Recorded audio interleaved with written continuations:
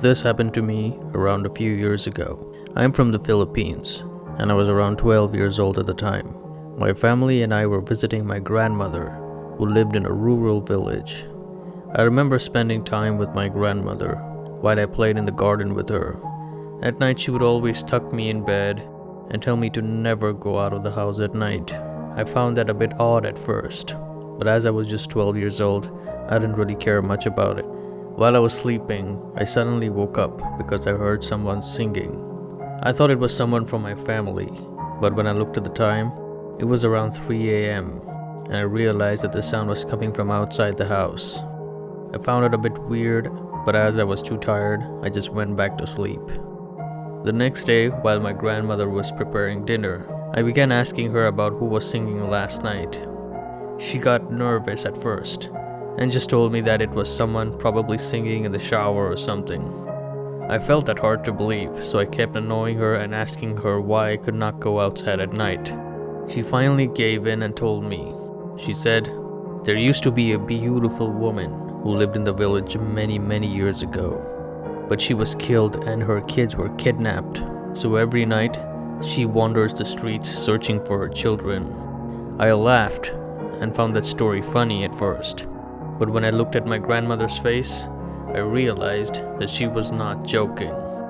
Later that night, when everyone was asleep, I heard that sound again, and I got really curious. I quietly tiptoed my way to the living room window so I could see who exactly was singing. But when I peeped through the window, I could not see much, so I just decided that I had to go to the front door to get a better look. What I didn't realize at that time, that what I was about to do was gonna be a huge mistake. I went in the front yard, and in the distance on the street, I saw a woman wearing a white dress, and her hair was so long that it covered her face.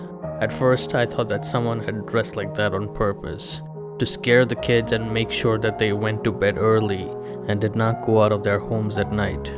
Suddenly, the woman just stopped singing and stopped moving. She just stared in my direction. I got goosebumps and didn't know what to do. And here is where the worst part happened. She suddenly appeared right in front of my grandmother's house gate, and this time I could see her face. She had red eyes and sharp teeth like a wild animal, and her dress was torn and bloody. She started calling my name and stretched her arm out to grab me. I was so scared that I passed out. I woke up in the morning with my family surrounding me. I asked them what had happened, and my grandmother told me that she woke up in the middle of the night to get a glass of water, and she heard a woman calling my name from the outside. She immediately knew that it was the spirit of the woman who was attempting to take me away. She ran out of the house and saw me passed out in the yard, and quickly carried me back into the house. When I heard that, I got chills, and I got really sick. My grandmother then told my parents that we had to leave immediately, as the spirit of the woman knew that I lived in my grandmother's house and that it would try to take me away again at night. My family and I quickly packed our bags and went home. It has been many years now, and today I'm 17 years old. But I still wonder what would have happened to me that night if my grandmother didn't come and save me from that spirit. Would I still be alive? Or would I be walking the streets along with that spirit? I guess I will never find out.